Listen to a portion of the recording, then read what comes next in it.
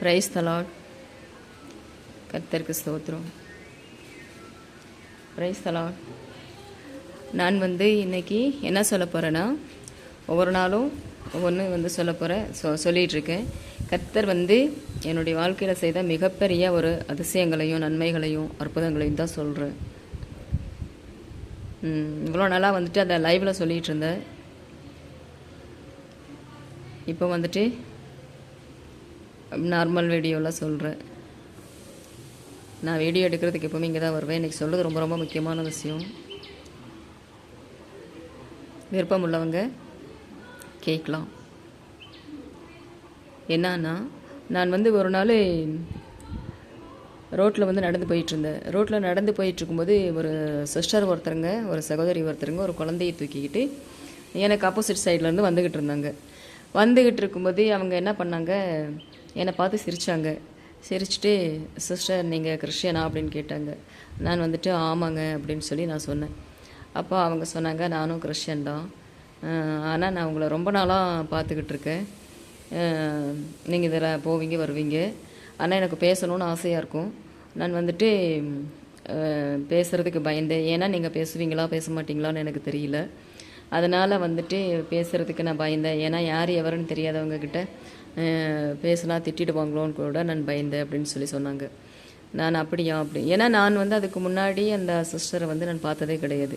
அவங்க யார் எவருன்னெலாம் எனக்கு தெரியாது. அவங்க என்னை பார்த்துட்டு இருந்துருக்குறாங்க ரோட்டில் போகும்போது வரும்போது. அப்போ அந்த மாதிரி கேட்டாங்க.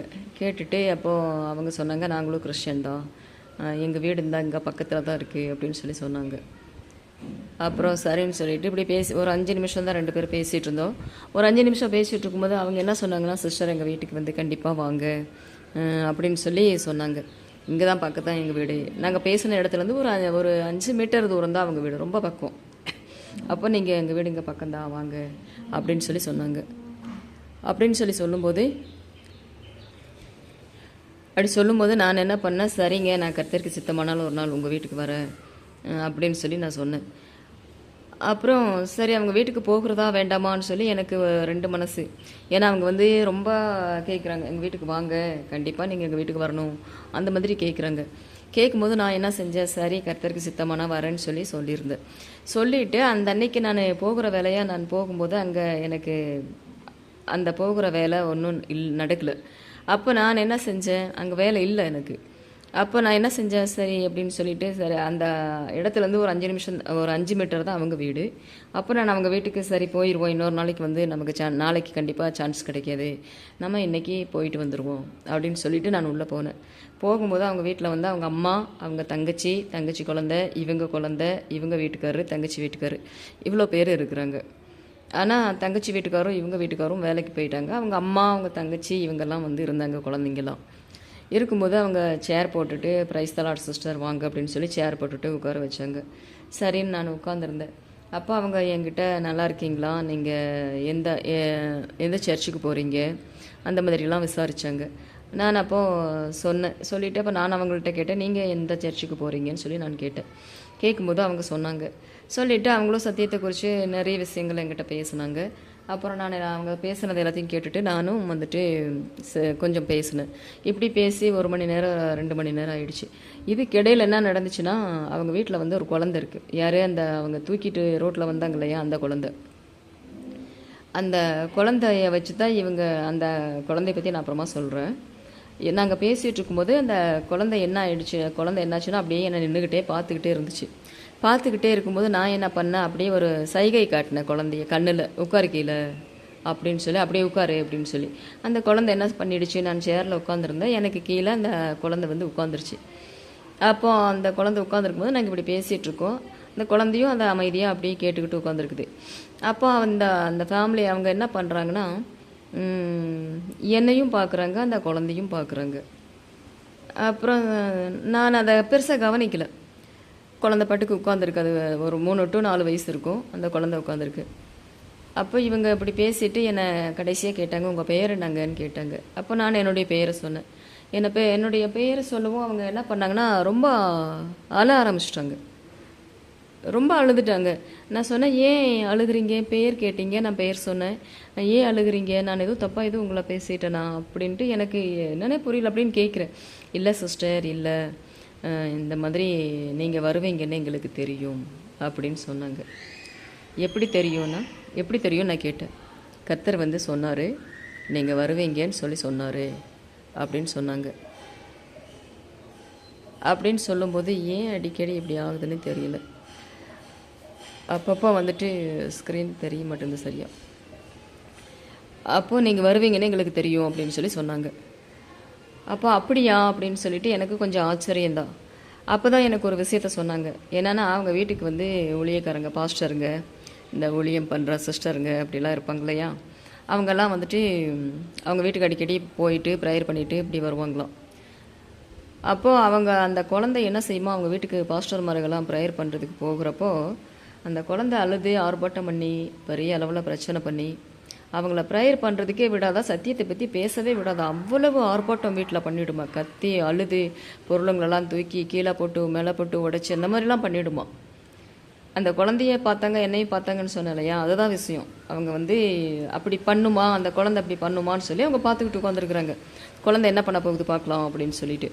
அந்த மாதிரி இருக்கும்போது என்ன ஆயிடுச்சு, அந்த குழந்தை எதுவுமே பண்ணலை, அது பாட்டுக்கு பேசாமல் உட்காந்துருக்கு. அப்போ இவங்களுக்கு என்னை கொஞ்சம் பிடிச்சிருச்சு. அப்போது சரின்னு பேசிகிட்டு இருக்கும்போது சொன்னாங்க, இந்த மாதிரி ஒரு சிஸ்டர் வந்து போன வாரமோ ஏதோ எங்கள் வீட்டுக்கு வந்து ப்ரேயருக்கு வந்தாங்க. ப்ரேயருக்கு வந்தவங்க இந்த மாதிரி எங்களுக்கு வந்து இந்த மாதிரி செய்தியை குறித்து ப்ரேயர் பண்ணிட்டு இருக்கும்போது இந்த குழந்தை வந்து ரொம்ப அழுது ஆர்ப்பாட்டம் பண்ணி அவங்கள விரட்டி விட்டுருச்சு. ஏன்னா அந்த குழந்தையே விரட்டிடுமா, போ போ எங்கள் வீட்டுக்கு வர வேணாம் போ அப்படின்னு சொல்லி விரட்டிடுமா. அப்போ இவங்க என்ன நினச்சிக்குவாங்கன்னா, அந்த குழந்தைய வச்சு தான் எல்லாத்தையுமே கெஸ் பண்ணுறாங்க அவங்கக்கிட்ட கர்த்தர் இல்லை. ஏன்னா இவங்க வந்து இந்த குழந்தை ஏன் எதனால் வந்து எந்த ஊழியக்காரங்க வந்து வீட்டில் பாஸ்டர்மாருங்க இந்த ஊழியம் பண்ணுற சிஸ்டருங்கெல்லாம் ப்ரேயர் பண்ணால் ஏன் இந்த குழந்தை இப்படி விரட்டுது அப்படின்னு சொல்லி இவங்க வந்து ரொம்ப இதுவாக இருந்திருக்கிறாங்க. அப்புறம் இவங்க வந்து கர்த்தர்கிட்ட ஒரு அடையாளத்தை கேட்டிருக்கிறாங்க. என்னென்னா, ஒரு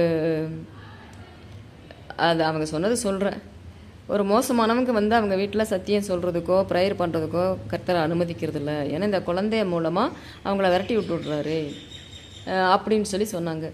நான் சரி அப்படி. ஆனால் இன்றைக்கி வந்து இந்த குழந்தை எந்த சத்தமும் போடலாம், அமைதியாக உங்கள் காலடியிலே வந்து உங்கள் பக்கத்துலேயே உட்காந்துக்குச்சு. அது என்னை அப்படியே அழகாக பார்த்துக்கிட்டே உட்காந்துருக்குது அந்த குழந்தை வந்து. அப்புறம் இப்படி உட்காந்துருக்குது, எங்களுக்கே ஆச்சரியமாக இருக்குது. அப்போ நாங்கள் வந்து அந்த சிஸ்டர் வந்தவங்கள, ஒரு சிஸ்டர் வந்து வந்தாங்களா, அவங்கள குறித்து கர்த்தர் வந்து இவங்களுக்கு, ஏன்னா என்கிட்ட பேசுனாங்கள்ல, இந்த சிஸ்டர் வந்து ஒரு நல்ல விஷன் பார்க்குறவங்க, தரிசனம் பார்க்குறவங்க. அப்போ அவங்க வந்து இவங்ககிட்ட பேசிகிட்டு இருக்கும்போது அவங்கள குறித்து இவங்களுக்கு தப்பான ஒரு தரிசனங்கள் வந்திருக்குது. வந்ததுனால இவங்க என்ன பண்ணியிருக்கிறாங்க, உங்களை குறித்து எங்களுக்கு நல்ல அபிப்பிராயம் இல்லை சிஸ்டர், நீங்கள் போங்கன்னு சொல்லி அவங்கள அனுப்பி விட்டுருக்குறாங்க. அவங்கள அனுப்பி விட்டுட்டு இவங்க ப்ரேயர் பண்ணிகிட்டு இருந்திருக்கிறாங்க. ப்ரேயர் பண்ணிகிட்டு இருக்கும்போது கர்த்தர் சொல்லியிருக்கிறாரு, நான் வந்து நான் இந்த மாதிரி அனுப்புவேன் அப்படின்னு சொல்லியிருக்கிறாரு. அனுப்புவேன் அப்படின்னு சொல்லும்போது இவங்க என்ன பண்ணியிருக்கிறாங்க, அப்படி இருந்திருக்கிறாங்க. அப்போ நான் போனேன்னா, அப்போ ஏன்னா என்னை பெயர் சொல்லியிருக்கிறாரு, என்னுடைய பெயரை கர்த்தர் சொல்லி இவங்க வருவாங்க ப்ரேயர் பண்ணுறதுக்கு, இந்த பெயர் உள்ளவங்க உங்கள் வீட்டுக்கு வருவாங்க அப்படின்னு சொல்லியிருக்கிறாரு. அதனால தான் அவங்க வந்து நான் என் பேரை சொன்ன உடனே அவ்வளோ அழுதது. அப்போ சரி அப்படின்னு சொல்லிட்டு நான் என்ன செஞ்சேன், எனக்கு சந்தோஷம். ஏன்னா கர்த்தருடைய சித்தம் இல்லாமல் எந்த இடத்துக்கும் போகிறதுக்கு கர்த்தர் என்னை அனுமதிக்கிறது இல்லை. எனக்குமே எந்த இடத்துக்கு ஒருத்தருங்க கூப்பிட்டா கூட எனக்கு போகிறதுக்கு பிடிக்காது.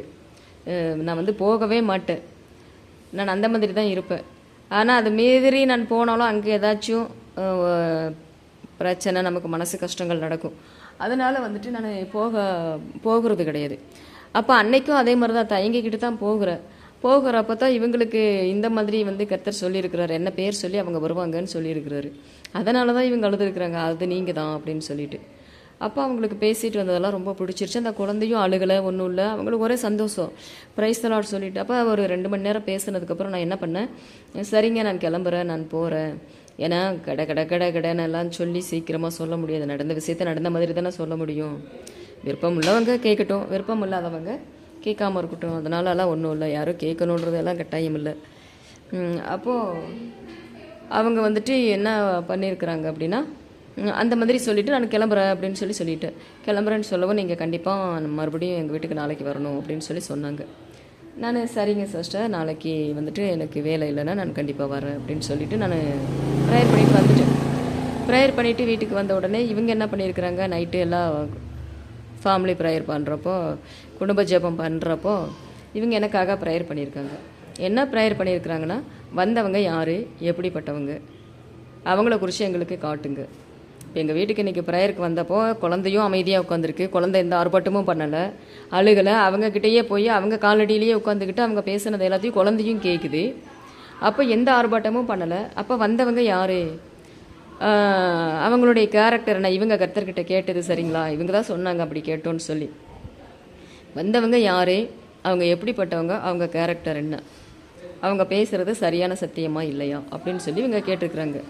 கேட்கும்போது அவங்களுக்கு ஒரு தரிசனம் வந்திருக்கு. எப்படி தரிசனம் வந்திருக்குன்னா, நான் நின்றுக்கிட்டு இருந்தேனாமா, நான் நின்றுக்கிட்டு இருக்கும்போது எனக்குள்ளே இருந்து கர்த்தர் வெளியில் வந்து என் பக்கத்தில் நின்னாராம். இதை அவங்க பார்த்துருக்குறாங்க. இது எனக்கு தெரியாத, அவங்க தான் ப்ரேயர் பண்ணியிருக்கிறாங்க. நான் யாருன்னு சொல்லி கேட்டு ப்ரேயர் பண்ணியிருக்கிறாங்க. நான் எப்படிப்பட்டவன்னு சொல்லி கேட்டும் ப்ரேயர் பண்ணியிருக்கிறாங்க. அப்போ வந்து எனக்குள்ளே இருந்தே கர்த்தர் வெளியில் அப்படியே எனக்குள்ளே இருந்து அப்படியே வெளியில் வந்து என் பக்கத்தில் அப்படியே நிற்கிறாராம். அப்போ இது எனக்கு தெரியாதா. நான் மறுநாள் காலையில் அந்த ரோட்டில் மறுபடியும் நான் போகிறேன். போகும்போது அவங்க தங்கச்சி மறுநாள் காலையில் அடிக்கடி ஸ்க்ரீன் வேறு கட் ஆகுது, எதுக்குன்னே தெரியல. சே, ஒரு கர்த்தருடைய வார்த்தை சொல்கிறப்போ இந்த மாதிரி பண்ணிகிட்ருக்கு. அப்போ மறுநாள் காலையில் வந்துட்டு நான் அந்த ரோட்டில் நான் நடந்து வந்துட்டுருக்கேன். நடந்து வந்துட்டுருக்கும்போது அவங்க தங்கச்சி வந்து அந்த குழந்தைய கையில் வச்சுக்கிட்டு ரோட்டில் நிற்கிறாங்க. நிற்கும்போது நான் என்ன செஞ்சேன், சிஸ்டர் பிரைஸ் தி லார்ட், நல்லா இருக்கீங்களா அப்படின்னு கேட்டேன். அப்புறம் அவங்க அதுக்கு என்கிட்ட சொன்னாங்க, இந்த மாதிரி நைட்டு நாங்கள் ப்ரேயர் பண்ணோம். ப்ரேயர் பண்ணும்போது நீங்கள் நின்றுக்கிட்டு இருந்தீங்க. நீங்கள் நின்றுக்கிட்டு இருக்கும்போது உங்களுக்குள்ளே இருந்தே கர்த்தர் இந்த மாதிரி ஒரு விதமாக கர்த்தர் வந்து அப்படியே உங்களுக்குள்ளே இருந்து வெளியில் வந்து அப்படியே நின்னார், உங்களுக்குள்ளே அவர் இருந்தார் அப்படின்னு சொல்லி அவங்க எனக்கு சொன்னாங்க. எனக்கு புரிஞ்சிருச்சு, அவங்களுக்கு அது சரியாக புரியல. அப்போது கர்த்தர் வந்து உங்களுக்குள்ளே இருந்தார், உங்களுக்குள்ளே இருந்து அப்படியே வெளியில் வந்து உங்கள் பக்கத்தில் நின்னார் அப்படின்னு சொல்லி சொன்னாங்க. எனக்கு ரொம்ப ரொம்ப சந்தோஷமாக இருந்தது. என்ன சந்தோஷம் அப்படின்னா, நான் அதுக்கு வந்து ஒரு தகுதியான ஆளா, நான் வந்து அதுக்கு பாத்திரவானா, கர்த்தர் எனக்குள்ளே இருந்து வெளியில் வந்து நின்று மற்றவங்களுக்கு இப்படி ஒரு தரிசனத்தை காட்டுற அளவுக்கு நான் வந்து ஒரு பெரிய ஆளா. நிஜமாவே வந்து எனக்கு அழுகை தான் வருது, சொல்ல முடியல. அதுக்கு மேலே எனக்கு அவ்வளோ வந்து மனசு, கர்த்தர் இந்த அளவுக்கு என்னை நேசிக்கிறாரு. மனுஷருங்க என்னென்னவோ பண்ணிட்டாங்க, ஆனால் கர்த்தர் பாருங்கள் கிருபையாக என்னை எந்த அளவுக்கு கர்த்தர் நேசிக்கிறாரு. அப்போ எனக்குள்ளே அவர் இருக்கிறத யாரோ ஒருத்தருங்களுக்கு அதை காட்டுறாரு. யாரோ ஒருத்தருங்க, அவங்க யாருன்னு கூட எனக்கு தெரியாது. அந்த அன்னைக்கு தான் நான் பார்க்குறவங்கள அவங்க வந்து எனக்கு சொல்கிறாங்க, கர்த்தர் உங்களுக்குள்ளே இருந்து வெளியில் வந்து நிற்கிறாரு அப்படின்னு சொல்கிறாங்க. சொல்லிவிட்டு எங்கள் வீட்டுக்கு வாங்கன்னு அவங்களே தான் கூப்பிட்டாங்க. அப்புறம் எங்கள் வீட்டுக்கு வாங்கன்னு சொல்லி கூப்பிடவும் நான் என்ன செஞ்சேன், அந்த அன்னைக்கு நான் ரெஸ்ட்டாக தான் இருந்தேன். ரெஸ்ட்டாக இருக்கும்போது சரி அப்படின்னு சொல்லிட்டு நான் அவங்க வீட்டுக்கு போனேன். அவங்க வீட்டுக்கு போகும்போது அதுக்குள்ளே அவங்க வீட்டுக்கு நான் போகிறப்போ ஒரு 12 மணி 12:30 1 மணி அந்த மாதிரி டைம் இருக்கும். மறுநாளும் டைம் இருக்கும்போது நான் அவங்க வீட்டுக்கு போனேன். இப்படி பேசிக்கிட்டு நல்லா பேசிக்கிட்டே இருந்தவங்க என்ன பண்ணாங்க, திடீர்னு ஒரு வார்த்தை சொன்னாங்க, சிஸ்டர் உங்களை குறித்து நல்ல அபிப்பிராயமெல்லாம் நீங்கள் போங்க அப்படின்னு சொல்லிட்டாங்க. நான் என்ன செஞ்சேன், எனக்கு மனசுக்கு ஒரு கஷ்டம்தான்.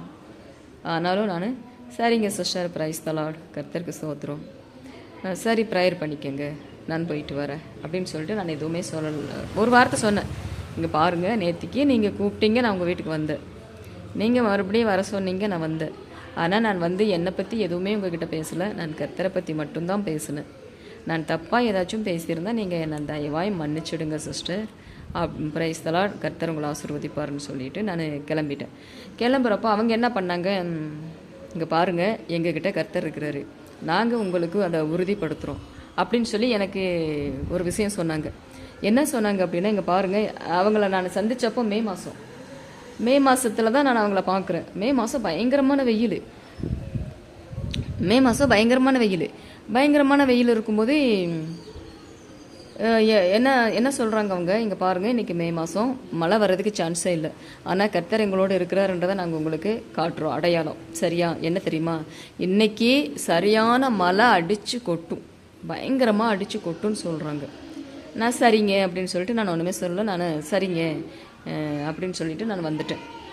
வீட்டுக்கு வந்த உடனே மத்தியானம் பார்த்தீங்கன்னா பயங்கரமான மழை அடித்து கொட்டுது. சரியான பெரிய மழை, கல்மழை, அந்த மாதிரி ஒரு மழை பெய்யுது. உடனே எனக்கு ஃபோன் பண்ணுறாங்க, சிஸ்டர் நாங்கள் சொன்னோம்ல கர்த்தர் எங்களோடு கூட இருக்கிறாரு, அது உண்மை, நான் மழை பெய்யும்னு சொன்னல, நான் வந்து மழை பெய்யும்னு சொன்னால் கண்டிப்பாக மழை பெய்யும் அப்படின்னு சொல்லி சொன்னாங்க. சரிங்க சிஸ்டர் பிரைஸ் தி லார்ட் அப்படின்னு சொல்லிட்டு நான் இருந்துட்டேன். ஆனால் எனக்கு என்னென்னா, நான் முந்தானத்துக்கு ஒரு லைவ் வீடியோ போட்டேன் பார்ட் 10. அதில் வந்து நான் சொன்னேன், என்னுடைய எனக்கு தெரிஞ்சு இந்த உலகத்தில் நான் பார்த்ததில் எனக்கு தெரிஞ்சதுலேருந்து ஒரு உண்மையான வெளிப்பாடு சொல்கிறவங்க ஒரு 2 பிரதர்ஸ் ஒரு சிஸ்டரை தெரியும்னு சொன்னேன். நான் சொல்லியிருந்தேன், ஏன்னா உண்மையாக கர்த்தருடைய வெளிப்பாடை பார்க்குறவங்க எனக்கு தெரிஞ்சு ஒரு 2 பிரதர்ஸு ஒரு சிஸ்டர் தான் இருக்கிறாங்க. நான் வேறு யாரையும் உண்மையான வெளிப்பாடு உண்மையான தீர்க்க தரிசனங்கள் சொல்கிறவங்கள நான் யாரையுமே பார்த்தது கிடையாது அப்படின்னு சொல்லி நான் சொன்னேன். அந்த சிஸ்டர் தான் இவங்க. ஒரு சிஸ்டரை தெரியும்னு சொன்னல, அந்த 10வது பார்ட்டு லைவ் வீடியோவில் முந்தானத்துக்கு போட்ட 10வது பார்ட் வீடியோவை பார்த்தா தெரியும். அதில் வந்து நான் சொல்லியிருந்தேன்.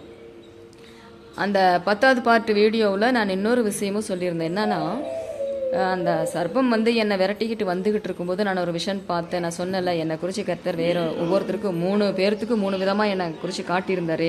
ஆனால் விஷயம் ஒரே விஷயத்த 3 பேர், ஒருத்தருங்க சொப்பனத்தில் பார்த்தாங்க, ஒருத்தருங்க நேரடியாக பார்த்தாங்க, இன்னொருத்தருங்க தரிசனத்தில் பார்த்தாங்க அப்படின்னு நான் சொன்னேன் இல்லையா.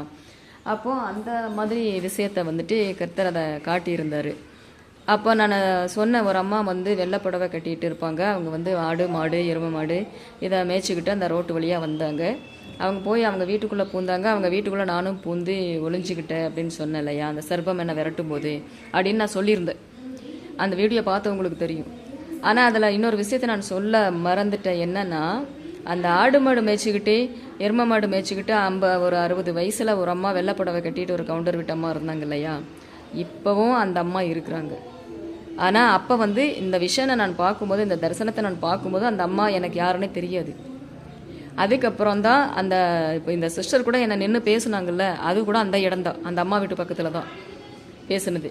அந்த அம்மா வந்து ஒரு ப்ளூ கலர் கேட்டு போட்ட வீட்டுக்குள்ளே உள்ளே போனாங்க. அவங்க வீட்டு கதவு வந்து ப்ளூ கலர் பெயிண்ட் அடிச்சிருந்தது. அந்த அம்மாவோட வீட்டு பக்கத்தில் ஒரு கரண்ட் ரூம் இருந்தது, ஒரு மோட்டர் ரூமு. அந்த ரூமில் தான் அந்த தண்ணி திறந்து விடுவாங்க போல், என்னன்னு தெரியல. ஒரு மோட்டர் ரூம் இருந்தது. அந்த ரூமுக்கும் ப்ளூ கலர் கதவு போட்டிருந்தது. நான் பார்த்த அடையாளம் அந்த ப்ளூ கலரில் கதவு போட்டிருந்தது அந்த மோட்டர் ரூமுக்கும் அந்த அம்மாவுடைய வீட்டுக்கும். ஆனால் இப்போ வரைக்கும், இந்த நிமிஷம் வரைக்கும், அந்த 10வது பார்ட்டில் லைவில் போட்டிருக்க 10வது பார்ட்டில் பார்த்த அந்த தரிசனம் படி அந்த அம்மா இப்போவும் அதே இடத்துல தான் இருக்கிறாங்க. அந்த ப்ளூ கலர் கதவு போட்டு அந்த மோட்டர் ரூமும் அங்கேயே தான் இருக்குது. அந்த அம்மா வீட்டு கதவும் ப்ளூ கலர் கதவு போட்டு கேட்டு போட்ட வீடு தான். இந்த இடத்துல தான் இப்போ இவங்க இந்த குழந்தைய வச்சுட்டு எங்கிட்ட பேசுனாங்க இல்லையா, அவங்க பேசின இடமும் அதே இடம்தான். அந்த இடத்துல இப்போவும் அந்த அம்மா உயிரோடு தான் இருக்கிறாங்க. அந்த அம்மா இருக்கிறாங்க. அதே மாதிரி அவங்க ஆடு மாடு எருமை மாடு அதை தான் மேய்ச்சிக்கிட்டு இருக்கிறாங்க. அவங்களுக்கு வயசும் அவ்வளோதான், வெள்ளைப்புடவை கட்டிட்டு தான் அவங்க இருப்பாங்க எப்போவுமே. அந்த அம்மாவை யாருன்னு தெரிகிறதுக்கு முன்னாடியே அந்த அம்மாவை நான் அதே இடத்துல பார்த்தேன். அந்த அம்மா எங்கே இருக்கிறாங்களோ அந்த இடத்துலையே நான் பார்த்தேன். ஆனால் அதுக்கப்புறம் அந்த இடத்துக்கு போகிறதுக்கு எனக்கு வாய்ப்பு கிடச்சிது. கர்த்தர் என்னை அந்த இடத்துக்கு தான் கொண்டு போனார். அந்த சர்பத்தை வந்து கர்த்தர் பூமியிலேருந்து அப்படியே மேலே தூக்கிட்டு போய் அதை அடித்து செதைச்சி சாவடித்து என் காலடியில் போட்டாருன்னு சொன்னலையா, அதே இடத்துல தான் நான் நின்று பேசினேன். அந்த இடத்துல தான் அவங்க இந்த சிஸ்டரோட வீடும், அப்படியே ரோடு கிராஸ் பண்ணால் அவங்க வீடு. நான் அந்த இடத்துலையே தான், அப்படியே அந்த ஏரியா கிடையாது, அதே சேம் இடத்துல, அந்த இடத்துல தான் இவ்வளவும் நடக்குது. நான் ரொம்ப நாளாக அந்த இடத்துல தான் நான் இருந்தேன். அந்த அம்மா இப்போவும் இருக்கிறாங்க, எனக்கு தெரியும் அவங்கள. அதுக்கப்புறம் தான், ஏன்னா அந்த தரிசனத்துக்கு பிறகு தான் அந்த அம்மாவையே நான் பார்த்தேன். இப்படிப்பட்ட ஒரு விஷயங்களை வந்து கர்த்தர் வந்து செய்கிறாரு. ஐயோ, என்னால் அது சொல்லவே முடியல. இதெல்லாம் யாரால் அப்படி செய்ய முடியும்? கர்த்தரை தவிர வேறு யாரால் அதை செய்ய முடியும்? யாராலையுமே செய்ய முடியாது. ஒரு இந்து குடும்பத்தில் தான் நான் எல்லாம் வந்து பிறந்து வந்தேன். ரொம்ப இந்து சாமிகளை அந்த சிலைகளை எல்லாம் கும்பிட்டுக்கிட்டு ரொம்ப பக்தியாக நான் அந்த மாதிரி தான் இருப்பேன். ரொம்ப அந்த மாதிரி ரொம்ப சின்ன வயசுலேருந்து அவ்வளோ பக்தியாக இருப்பேன். ஆனால் நான் இந்த மாதிரி கர்த்தர் இருக்கிறாருன்றது வந்து எனக்கு அந்த நேரங்களெல்லாம் தெரியல. ஆனால் எனக்கு அதுக்கப்புறம் சத்தியம் சொல்லி, எனக்கு கர்த்தரை குறித்து சொல்லி, அதுக்கப்புறம் கர்த்தர் வந்து என்னை சந்தித்து என்னை தேடி வந்து என்னை இந்த அளவுக்கு எனக்கு பண்ணிக்கிட்டு இருக்கிறாரு. எனக்கு அவ்வளோ ஒரு சந்தோஷம். அழுக தான் வருது. கர்த்தர் செய்த காரியங்களெல்லாம் நினைக்கிறப்போ ரொம்ப ரொம்ப வந்து அழுக தான் வருது. வேறு என்ன சொல்கிறதுன்னு எனக்கு தெரியல. அப்போ இந்த சிஸ்டர் வந்து அப்படி சொல்லிட்டாங்கல்ல, மழை பெஞ்சிச்சு அப்படின்னு சொல்லி ஃபோன் பண்ணி சொன்னாங்களா, சரின்னு சொல்லிவிட்டு நான் விட்டுட்டு நான் வீட்டில் இருந்துட்டு வீட்டுக்கு போயிட்டு நான் ப்ரேயர் பண்ணுறேன். என்னன்ட்டு ப்ரேயர் பண்ணுறேன்னா, நான் வந்து என்னை குறித்து அவங்கக்கிட்ட எதுவுமே பேசலையே ஆண்டவரே, உங்களை குறித்து தானே பேசினேன். அவங்க தானே அவங்க வீட்டுக்கு என்ன வர சொன்னாங்க. நான் போனேன். போகிறப்போ நல்ல ஒரு தரிசனம் தான் பார்த்துருக்குறாங்க. ஏன்னா கர்த்தர் எனக்குள்ளே இருந்து அப்படியே வெளியில் வந்து என் பக்கத்தில் நின்றுருக்கிறாரு. ஏன்னா அவங்க கேட்ட கேள்வி என்ன, அந்த சிஸ்டர் யார், அவங்க எப்படிப்பட்டவங்க, அவங்க கேரக்டர் என்ன, இப்படி தானே அவங்க கேட்டாங்க. கேட்ட கேள்விக்கு கர்த்தர் பதில் சொல்லிட்டார்ல, அவர் யார், நான் யாருன்னு சொல்லி. அப்போ நான் அவங்க பார்த்த தரிசனம் தப்பு இல்லை, ஒரு நல்ல தரிசனத்தை தானே அவங்க பார்த்துருக்குறாங்க. ஒரு நல்ல தரிசனத்தை தானே அவங்க பார்த்துருக்குறாங்க. அப்படி இருக்கும்போது இவங்களுக்கு ஏன் இந்த மாதிரி ஒரு வார்த்தையை தப்பான நல்ல அபிப்பிராயமெல்லாம் போங்கன்னு சொல்லணும்னு சொல்லி நான் ரொம்ப ப்ரேயர் பண்ணிவிட்டு அழுகிறேன் மனசு. ஏன்னா அந்த வார்த்தையை மனசை பெரிய அளவில் பாதிச்சிருச்சு. நான் வந்து அந்த வார்த்தையை சொல்லி கர்த்தர்கிட்ட அழுகிறேன். என்னை இப்படியெல்லாம் பண்ணுறாங்களே, நான் என்ன நல்ல அபிப்பிராயம் இல்லைன்னு சொல்கிற அளவுக்கு நான் என்ன பண்ணிட்டேன், என்னை ஏன் இந்த மாதிரிலாம் இந்த ஜனங்க வந்து துன்புறுத்துகிறாங்க, என்னை ஏன் இந்த ஜனங்க இந்த மாதிரிலாம் என்னை அவமானப்படுத்துகிறாங்க, நான் என்ன தப்பு பண்ணினேன், இவங்களுக்கெல்லாம் நான் என்ன கெடுதல் பண்ணினேன், இவங்களுக்காக நான் போய் ப்ரேயர் தானே பண்ணினேன், உண்மையான சத்தியத்தை தானே சொன்னேன் அப்படின்னு சொல்லிட்டு நான் ரொம்ப ப்ரேயர் பண்ணிவிட்டு மனசு கஷ்டத்தோடு அழுதுட்டு இருக்கேன். அப்புறம் ஒரு கட்டத்தில் நான் ஒரு 2-3 மாதத்தில் அதை நான் மறந்துட்டேன். அந்த காரிய மனசை விட்டு வெளியில் போயிடுச்சு. கர்த்தர் அதை எடுத்து போட்டுட்டாரு. அதுக்கப்புறம் என்ன ஆயிடுச்சு, இவங்க ஒரு 8 மாதம் கழிச்சு நான் அதே மாதிரி ரோட்டில் போயிட்டுருக்கிறப்போ ரோடு கிராஸ் பண்ணணும். கிராஸ் பண்ணால் தான் எங்கள் வீடு. அப்போ ரோடு கிராஸ் பண்ணி நான் எங்கள் வீட்டுக்கு போகணும். நான் கிராஸ் பண்ணுறதுக்காக நிற்கிறப்போ நின்றுக்கிட்டு இருக்கும்போது இவங்க அதே மாதிரி ஆப்போசிட் சைடு இருந்து அவங்க ஃபேமிலியில் எல்லோருமே அப்படியே வராங்க. அவங்க அம்மா, தங்கச்சி குழந்தை, இந்த என்னை அவங்க வீட்டுக்கு கூட்டிகிட்டு போனாங்க இல்லையா, அந்த சிஸ்டரும். அவங்க பேரை சொல்லக்கூடாது, சோசியல் மீடியாவில் பேர் சொன்னிச்சுன்னா பாவம் அவங்க பார்த்தாங்கன்னா சங்கடப்படுவாங்க. அதனால தான் நான் பேர் சொல்லாமையே சொல்லிகிட்டு இருக்கேன். ஏன்னா பேர் சொன்னால் பாவம் இல்லையா, நம்மளை பாரு சிஸ்டர் இப்படி சொல்கிறாங்க, நம்ம பேரை சொல்லி எல்லாம் சோசியல் மீடியாவில் சொல்கிறாங்க அப்படின்னு அவங்களுக்கு சங்கடமாக இருக்கும்ல. இப்படியெல்லாம் நடந்த விஷயங்கள் இல்லையா, உண்மையாக நடந்தது அப்படின்றதுனால அவங்களுக்கு அது மனசுக்கு கஷ்டமாக இருக்கும். அதனால் நான் பேர் சொல்கிறதில்ல. அப்புறம் அந்த சிஸ்டர் வந்துட்டு எல்லோரும் அவங்க குடும்பமாக வர்றாங்க. வரும்போது நான் என்ன சொன்னேன், ப்ரைஸ் தி லார்ட் சிஸ்டர், நல்லா இருக்கீங்களா அப்படின்னு சொல்லி கேட்டேன். எப்போ 8 மாதத்துக்கு பிறகு அவங்க சொன்னாங்க இல்லையா, உங்களை குறித்து நல்ல அபிப்பிராயமெல்லாம் போங்க அப்படின்னு சொன்னாங்க இல்லையா, அதிலிருந்து ஒரு 8 மாதத்துக்கு பிறகு நான் அவங்கள ஃபஸ்ட் டைம் பார்த்துட்டு ப்ரைஸ் தி லார்ட் சிஸ்டர் நல்லா இருக்கீங்களான்னு சொல்லி கேட்குறேன்.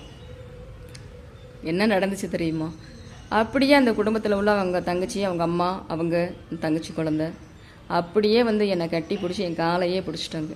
மன்னிச்சிருங்க, அழுகிறாங்க. மன்னிச்சிடுங்கன்ட்டு அழுகிறாங்க. நான் ப்ரைஸ் தி லார்ட் நல்லா இருக்கிறீங்களான்னு தானே சிஸ்டர் கேட்டேன், ஏன் இப்படி அழுகிறீங்க, என்ன காரணம், கையை காலெல்லாம் ஏன் பிடிக்கிறீங்க அப்படின்னு சொல்லி எனக்கு அது கஷ்டமாக இருக்குது. எல்லோரும் பப்ளிக்கில் எல்லோரும் பார்க்குறாங்க. அப்போ நான் அந்த மாதிரி கேட்குறேன். அவங்க சிஸ்டர் எங்களை மன்னிச்சிருங்க சிஸ்டர், எங்களை மன்னிச்சிருங்க, நாங்கள் ரொம்ப பெரிய தப்பு பண்ணிட்டோம், மன்னிச்சிருங்கன்னு சொல்கிறாங்க. நான் சொன்னேன் என்னங்க அப்படின்னு. இல்லை, நாங்கள் அன்றைக்கி வந்து உங்களை அவமானப்படுத்தி எங்கள் வீட்டிலேருந்து நாங்கள் உங்களை அனுப்பி விட்டுட்டோம். ஆனாலும் நீங்கள் வந்து எங்களை ரோட்டில் பார்க்குறப்போ பேச மாட்டீங்க, உங்களை பார்க்குறதுக்கே எங்களுக்கு பயமாக இருந்தது, பேச மாட்டீங்களோன்னு கூட நாங்கள் நினச்சோம். ஆனால் ப்ரைஸ் தி லார்ட் நல்லா இருக்கிறீங்களான்னு கேட்குறீங்களே, இப்படி ஒரு அன்பான ஒரு சிஸ்டராக நாங்கள் பார்த்ததே கிடையாது. இப்படி ஒரு நாங்களும் எவ்வளவோ பெருத்த நாங்கள் இந்த உலகத்தில் வந்து பார்த்துருக்குறோம், கடந்து வந்திருக்கிறோம். இந்த மாதிரி ஒரு அன்பான ஒரு சகோதரியை, ஒரு கிறிஸ்டியன் ஒரு சகோதரியை நாங்கள் பார்த்ததே கிடையாது அப்படின்னு சொல்லிட்டு அழுன்னு அழுகிறாங்க. அழுதுட்டு நாங்கள் சொன்னதையெல்லாம் எங்களை மன்னிச்சிருங்கன்னு சொல்லி ஆளுக்கு என்னை சுற்றிக்கிட்டு மன்னிப்பு கேட்குறாங்க. அப்போ நான் என்ன செஞ்சேன், இங்கே பாருங்கள், அழாதீங்க, நான் அதையெல்லாம் அப்போவே மறந்துட்டேங்க, அதெல்லாம் இப்போ என் ஞாபகத்தில் கூட இல்லை, நான் மறந்துட்டேன் அப்படின்னு சொல்லி சொல்கிறேன். அப்புறம் அவங்க என்ன செஞ்சாங்க, உங்களை நாங்கள் எப்போ நல்ல அபிப்பிராயம் இல்லை வெளியில் போங்கன்னு சொன்னோமோ அப்போவே எங்களுக்குள்ளே இருக்கிற கர்த்தரும் வெளியில் போயிட்டாரு. அவங்க சொன்ன வார்த்தை எங்களுக்குள்ளே, உங்களை என்னைக்கு நாங்கள் வெளியில் அனுப்பி விட்டோமோ, உங்களை தப்பாக நாங்கள் நினச்சி பிசாசுக்கு நாங்கள் இடம் கொடுத்து உங்களை தப்பானவங்கன்னு சொல்லி நினச்சி நாங்கள் என்னைக்கு வெளியில் உங்களை அனுப்பி விட்டோமோ அப்போவே கர்த்தரும் எங்களை விட்டு வெளியில் போயிட்டாரு. நாங்கள் படாத கஷ்டம், விடாத கண்ணீர் விட்டுட்டோம், பல கொடுமைகளுக்கு நாங்கள் ஆளாகிட்டோம், எங்கள் வாழ்க்கையில் நடக்காத விஷயங்களே கிடையாது.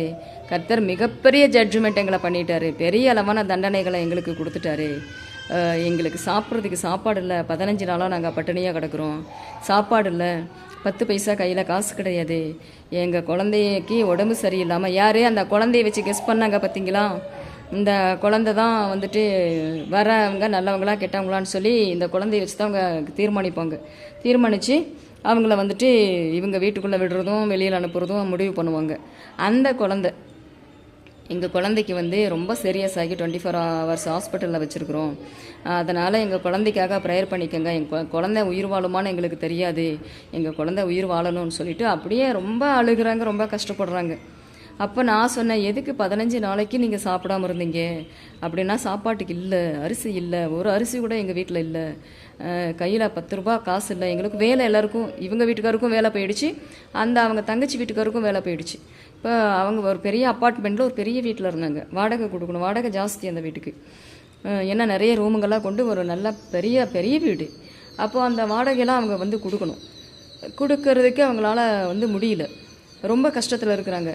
அப்போ அந்த மாதிரி நிலைமையில தான் இவங்க என்னை வந்து சந்திக்கிறாங்கன்னா, எதாச்சியமாக நான் வந்து அங்கே நிற்கிறேன், எதாச்சியம் கிடையாது, இது கர்த்தருடைய சித்தம், எதாச்சியம் தேவன் வந்து எந்த ஒரு விஷயமுமே நம்மளுடைய வாழ்க்கையில் எதாச்சியமாக நடக்கிறதில்லைன்னு சொல்கிறாரு. நடக்கிறதில்ல, எல்லாமே கர்த்தர் வந்து முன்குறிக்கப்பட்ட கர்த்தருடைய ப்ரோக்ராம் தான் எல்லாமே. நம்ம வாழ்க்கையில் ஒவ்வொரு செகண்ட்ஸும் நம்ம வாழ்க்கையில் யார் வர்றாங்க, யார் போகிறாங்க, யார் நம்மளை நேசிக்கிறாங்க, யார் துன்பப்படுத்துகிறாங்க, எல்லாமே கர்த்தருடைய சித்தம் தான். கர்த்தருடைய சித்தம் இல்லாதபடிக்கு ஒரு அணுவும் கூட அசைக்கிறதில்லைன்னு சொல்லி அவர் சொல்கிறாரு. அப்போ அப்படி இருக்கும்போது இவங்க அந்த மாதிரி சொல்லிட்டு போனாங்களா, சரி நானும் ப்ரேயர் பண்ணிக்கிட்டேன், சரிங்க ப்ரேயர் பண்ணிக்கிறேன். ஹாஸ்பிட்டலுக்கு போயிட்டு இருக்கிறாங்க. அப்போ தான் அவங்க என்ன பார்த்தது, அந்த குழந்தை 24 ஹவர்ஸ் ஹாஸ்பிட்டலில் இருக்கு இல்லையா, ரொம்ப சீரியஸான கண்டிஷனில் இருக்குது, அதனால் அவங்க அங்கே போகிறாங்க. அப்போது போயிட்டு வந்துட்டாங்க. போயிட்டு வந்த பிறகு அப்புறம் நானும் வீட்டில் இருந்து என்னால் என்ன முடியுமோ, ஆனால் இவங்க வந்து என்கிட்ட பேசும்போது கர்த்தருடைய கிருபையில் எங்கள் வீட்டில் 200 கிலோவுக்கு மேலே அரிசி இருக்குது. அப்புறம் நான் சொன்னேன், ஏன் நீங்கள் பட்டினியாக இருந்தீங்க, நான் தான் இங்கே பக்கத்தில் தானே இருக்கேன், ஒரு வார்த்தை என்கிட்ட சொல்லக்கூடாதா, நான் வந்து கொண்டு வந்து கொடுத்துருப்பேன் அரிசி பருப்பெல்லாம் அப்படின்னு சொல்கிறேன். அப்புறம் இல்லை சிஸ்டர், உங்கள் மூஞ்சில் முழிக்கிறதுக்கு எங்களுக்கு எந்த தகுதியுமே கிடையாது, நீங்கள் கர்த்தருடைய பிள்ளை, உங்களை நாங்கள் இவ்வளோ அவமானப்படுத்தி அனுப்பிட்டு நாங்கள் இவ்வளோ பெரிய தண்டனைகள், இவ்வளோ பெரிய ஜட்ஜ்மெண்ட்டை கர்த்தர்கிட்ட நாங்கள் வாங்கிட்டோம், மறுபடியும் நீங்கள் பேசுவீங்களா மாட்டிங்களான்னு எங்களுக்கு பெரிய கஷ்டமாயிடுச்சு, ஆனால் உங்களை எப்படியாச்சும் உங்கள் காலில் விழுந்து மன்னிப்பு கேட்கணும் அப்படின்னு தான் நாங்கள் நினச்சிக்கிட்டு இருந்தோம். இன்றைக்கி நீங்களே எங்களை பார்த்து பேசிட்டீங்க, உங்களை கிட்ட அரிசியில் பருப்புலன்னு கேட்குறதுக்கு எங்களுக்கு என்ன தகுதி இருக்குது அப்படின்ட்டுலாம் அவங்க அழ ஆரம்பிச்சிட்டாங்க. அதுக்கப்புறம் அவங்க ஹாஸ்பிட்டலுக்கு போய்ட்டு வந்ததுக்கப்புறம் நான் கொண்டு போய் அரிசி பருப்பு எல்லாத்தையுமே அவங்களுக்கு கொடுத்து, நீங்கள் சமைச்சு சாப்பிடுங்க அப்படின்னு சொல்லி நான் ப்ரேயர் பண்ணிவிட்டு, எனக்கும் தாங்க முடியல, அவங்க பட்டினியாக இருந்தாங்கன்றதை நானுமே அழுதுட்டேன். ரொம்ப எனக்கு கஷ்டமாயிடுச்சு. பாவம், ஒரு குடும்பமே குழந்தை குட்டிங்களோட 10-15 நாளாக பட்டினியாக இருக்கிறாங்கன்னா அது எப்படிப்பட்ட ஒரு கொடூரமான விஷயம். அந்த மாதிரி பட்டினியாக இருந்து தான் அந்த குழந்தை வந்து உடம்பு சரியில்லாமல் ஆயிருக்கு, ரொம்ப சீரியஸான கண்டிஷனில் போயிருக்கு. அப்புறம் சரின்னு சொல்லிவிட்டு அதுக்கப்புறம் நான் பேசிட்டு ப்ரேயர் பண்ணிவிட்டு வந்தேன். அதுக்கப்புறம் என்ன ஆயிடுச்சு, அவங்க வீட்டுக்காருக்கு மறுபடியும் வேலை கிடச்சிருச்சு, அந்த சிஸ்டருக்கும் வேலை கிடச்சிருச்சு, அவங்க தங்கச்சி வீட்டுக்காருக்கும் வேலை கிடச்சிருச்சு. அதுக்கப்புறம் இவங்க என்ன பண்ணுவாங்கன்னா, காலையில் வேலைக்கு போயிடுவாங்க, நைட்டு 9 மணிக்கு வீட்டுக்கு வருவாங்க. நைட்டு 9 மணிக்கு இவங்க வீட்டுக்கு வந்தாங்கன்னா, வீட்டுக்கு போய் அவங்க அம்மா என்ன சமைச்சு வச்சுருந்தாலும் சரி, அது ரச சாப்பாடோ, அது பிரியாணியோ, அது கறி சாப்பாடோ ஒரு டிஃபன் பாக்ஸில் போட்டு 10:30 மணிக்கு தூக்கிட்டு எங்கள் வீட்டுக்கு வருவாங்க. நைட்டு நான் சாப்பிட்டுட்டு ப்ரேயர் பண்ணிவிட்டு படுத்து தூங்கியிருப்பேன். அந்த நேரத்தில் தூக்கிட்டு வருவாங்க. ஏன்னா உங்களை விட்டு எங்களால் சாப்பிட முடியாது, ஏன்னா கர்த்தர் உங்களோடு கூட இருக்கிறாரு, நாங்கள் உங்களை விட்டு சாப்பிட மாட்டோம், உங்களுக்கு எந்த அளவுக்கு உங்களை நாங்கள் துன்புறுத்திட்டோம், காயப்படுத்திட்டோம், அதெல்லாம் என்ன செஞ்சாலும் என்ன பண்ணினாலும் அதுக்கு ஈடுகட்ட முடியாது, எங்களால் முடிஞ்சது, நீங்கள் எங்கள் சாப்பாடை சாப்பிட்டே தான் ஆகணும்னு என்னை கட்டாயப்படுத்துவாங்க. கர்த்தருடைய கிருபையில் பாருங்கள், என்னை சாப்பிட்டே தான் ஆகணும்னு சொல்லிட்டு டெய்லி அவங்க வீட்டுக்கு வரும் அந்த சிஸ்டரும். நைட்டு 10லேருந்து 10:30 மணிக்குள்ளார ஒரு டிஃபன் பாக்ஸில் சாப்பாடை போட்டுட்டு அவங்க வந்துடுவாங்க. அவங்க வந்து எனக்கு கதவு தட்டி சாப்பாடு கொடுத்து அந்த டிஃபன் பாக்ஸை என் கையில் கொடுத்துட்டு போயிடுவாங்க. அதுக்கப்புறம் அவங்களுக்கு நான் பேசிவிட்டு ப்ரேயர் பண்ணிவிட்டு அப்புறம் நான் அனுப்பி விடுவேன். இப்படியே ரொம்ப நாள் நடந்துக்கிட்டு இருந்தது. கர்த்தருக்கு ஸ்தோத்திரம். கர்த்தர் தான் ஆசீர்வதிப்பார். சரி, இந்த மாதிரி சூழ்நிலையில் யார் இருந்தாலும் இப்படி ஒரு அவமானங்களும் நிந்தனைகளும் போராட்டங்கள் வந்தாலும் விசுவாசமாக இருங்க. அடுத்தவங்க யார் என்ன சொன்னாலும் ப்ரேயர் மட்டும் பண்ணுங்கள், அவங்கள எதுவும் இது பண்ண வேண்டாம். கர்த்தர் பார்த்துக்குவார். கர்த்தர் ஏன்னா ஒரு 8 மாதம்தான் அவங்களுக்கு டைம் இருந்தது. ஒரு 8 மாதத்தில் கர்த்தர் அவ்வளோ பெரிய ஜட்ஜ்மெண்ட் பண்ணி அவங்கள திரும்பி கொண்டு வந்துட்டார். ஏன்னா உன் சத்துருக்களுக்கு முன்பாக உனக்கு ஒரு பந்தியை ஆயத்தப்படுத்துவேன் அப்படின்னு சொல்கிறாரு. கர்த்தர் நமக்குள்ளே இருக்கிறத கர்த்தர் ஒரு நாளைக்கே நம்ம சத்துருக்களுக்கு அதை வெளிப்படுத்துகிற ஒரு நேரம் வரும், நேரத்தை வச்சுருப்பார். ஏன்னா எல்லாத்துக்கும் ஒரு காலம் இருக்கு இல்லையா? நம்மளை கெட்டவங்கன்னு சொல்கிறதுக்கு ஒரு காலம் இருக்குது, நம்மளை நல்லவங்கன்னு சொல்லி பாராட்டிக்கிட்டு நம்ம காலில் வந்து விழுகிறதுக்கும் ஒரு காலம் இருக்குது. நம்மளை வந்து வேண்டாம், இவங்க மோசமானவங்க கெட்டவங்கன்னு சொல்லி விரட்டி விடுறதுக்கு ஒரு காலம் இருந்தால், நம்மளை அசிங்கப்படுத்தி அவமானப்படுத்தி அள வைக்கிறதுக்கு ஒரு காலம் இருந்தால், நம்ம காலிலேயே வந்து விழுந்து நம்மளை நல்லவங்கன்னு சொல்லி 4 பேர்த்துக்கு முன்னாடி பேசி அழுது கண்ணீர் விட்டு வேதனைப்பட்டு நம்மளை நல்லவங்கன்னு சொல்கிறதுக்கும் ஒரு காலம் கண்டிப்பாக இருக்குது. கண்டிப்பாக அந்த காலத்தை கர்த்தர் வச்சிருக்கிறாரு. ஏன்னா ஆரம்பம் அப்படின்னு ஒன்று இருந்துச்சுன்னா முடிவுன்னு ஒன்று கண்டிப்பாக இருக்குது. ஒரு விஷயத்தை யார் ஆரம்பித்தாலும் அதுக்கு முடிவு கண்டிப்பாக இருக்குது. அதை நம்மகிட்டே தான் கர்த்தர் கொண்டு வந்து முடிப்பார் அந்த விஷயத்தை. இது என்னுடைய அனுபவம், என்னுடைய விசுவாசம். கர்த்தருக்கு ஸ்தோத்திரம்.